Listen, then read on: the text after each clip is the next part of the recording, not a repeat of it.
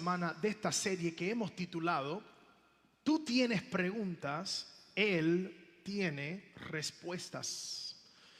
¿Cuántos de nosotros en algún momento nos hemos dado con preguntas que tal vez son retantes? Se nos hacen un poco difícil poder hablar abiertamente de, tal vez es basada en una duda, en una queja, en una ignorancia, falta de conocimiento.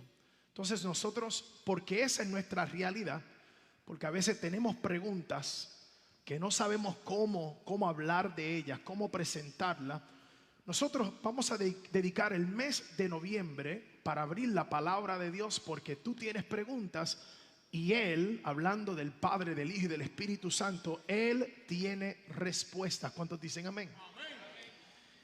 La pregunta que yo quiero tratar hoy es cómo nosotros podemos superar una decepción. ¿Cómo nosotros podemos superar una decepción?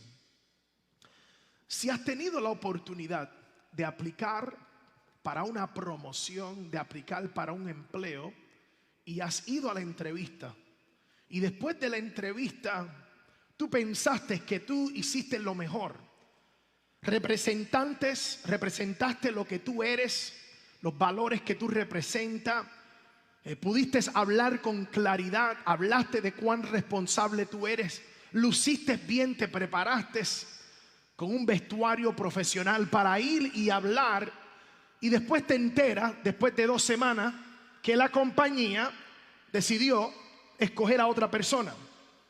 Esa es una decepción. Si has tenido la oportunidad de enamorarte y vivir una vida que tú piensas que una persona te gusta, ¿verdad? Todos creo que hemos experimentado eso en algún momento. Los niños, por favor, no levanten la mano, y los jóvenes tampoco si mamá está a tu lado.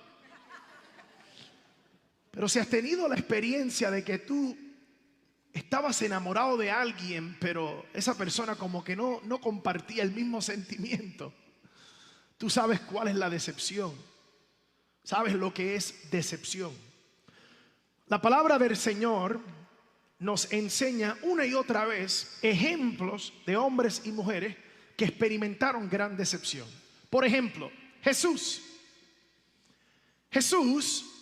uno de sus mejores amigos. Algunos teólogos dicen que Judas era el más confiado de todos los discípulos, porque en quien usted confía, usted le da su dinero.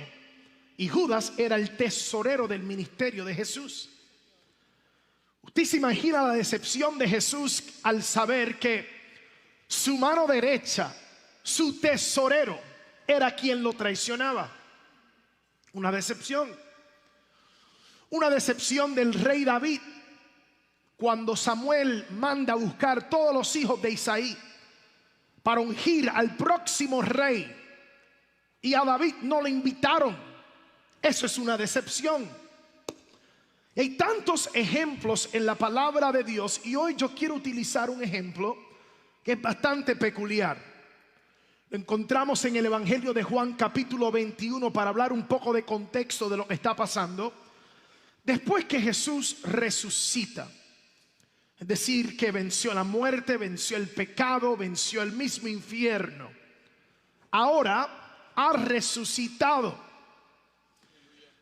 y se presenta ante los discípulos. Los discípulos, la gran mayoría de ellos, habían regresado a sus empresas. Entre ellos estaba Pedro. Y en Juan capítulo 21, cuando usted lee, los discípulos estaban pescando. Toda la noche habían pescado y no habían atrapado nada. Pero escuchan una voz que viene directamente a una distancia, a menos de 100 metros. Y dice la palabra del Señor que Jesús le dice a sus discípulos: tomad la red y lanzarla al lado derecho. Los discípulos recibieron una gran cosecha, más de 100 pescados. Después de eso, algo poderoso sucede. Jesús los invita a comer. Están desayunando una dieta mediterránea: pescado y pan. Y es ahí donde sus ojos son abiertos para poder entender que era Jesús quien había dado la instrucción y quien los invitaba a comer. Pero después de este suceso hay una conversación que para mí es algo muy chocante. Juan capítulo 21 versículo 15. Cuando hubieron comido, Jesús dijo a Simón Pedro: Simón, hijo de Jonás, ¿me amas más que a esto? Bastante fácil, ¿me amas más que a esto? Seguro, Jesús, estos son unos sinvergüenza. Yo escojo a Jesús siempre. Le respondió: sí, Señor, tú sabes que te amo. Y él le dijo: apacienta mis corderos. Versículo 16. Volvió a decirle la segunda vez: Simón, hijo de Jonás, ¿me amas? Pedro le respondió: sí, Señor, tú sabes que te amo. Le dijo: pastorea mis ovejas. Próximo versículo. Le dijo la tercera vez. Alguien diga tercera vez. Simón, hijo de Jonás, ¿me amas? Pedro se entristeció de que le dijese la tercera vez: ¿me amas? Y le respondió: Señor, tú lo sabes todo. Tú sabes que te amo. Jesús le dijo: apacienta mis ovejas. Hasta ahí estamos bien. Hasta ahí estamos hablando Jesús y Pedro. Esta gente tenían una relación bastante peculiar.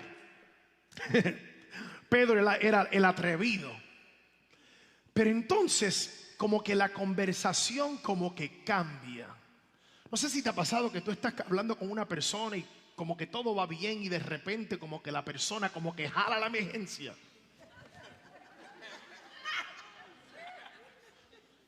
Jesús jala la emergencia y hace un cambio. Mira lo que dice la palabra del Señor.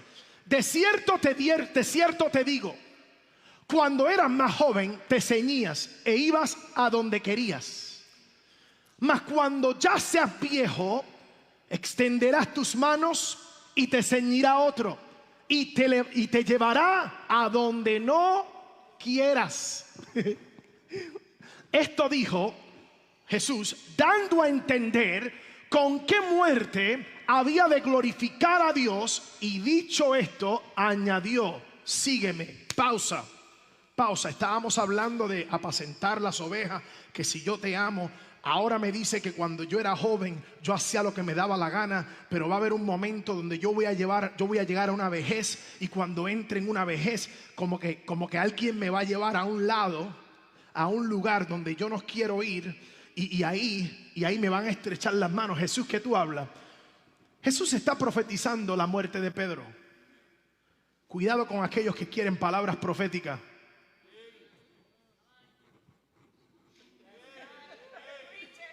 Jesús está profetizando sobre Pedro. Pedro, ahora tú haces lo que tú te da la gana, pero va a llegar un momento. Dicen los estudiosos y los historiadores de la iglesia que Pedro murió crucificado, cabeza abajo, estrechado literalmente como Jesús había profetizado en ese día. Y después, para colmo, Jesús le dice a Pedro: tu muerte va a glorificar al Padre. Yo sé que eso no se predica muchas veces en la iglesia, pero es como que el Señor te diga: así te dice el Señor, la decepción que tú estás pasando y todos los dolores de cabeza que tú has pasado y todas las traiciones que tú has pasado, yo los quiero utilizar para glorificar al Padre. Te voy a levantar y vas a glorificar al Padre. ¿Quién quiere esa palabra profética? Todos diríamos: no, yo no quiero morir. Entonces Pedro, con mucha astucia, dice la palabra del Señor que no se quedó callado, porque si hay un discípulo que me fascina su fe audaz, era el apóstol Pedro. Y Pedro dice: esto no es conmigo, esto no es conmigo. Y dice la palabra del Señor: volviéndose Pedro, vio que le seguía el discípulo a quien amaba, Jesús. Está hablando del apóstol Juan. Alguien diga Juan. Es decir, que entró otra persona a la ecuación de esta historia. Ahora es Jesús, Pedro y Juan. Sigamos leyendo. El discípulo a quien amaba Jesús, el mismo que en la cena había recostado al lado de él y había dicho: Señor, ¿quién es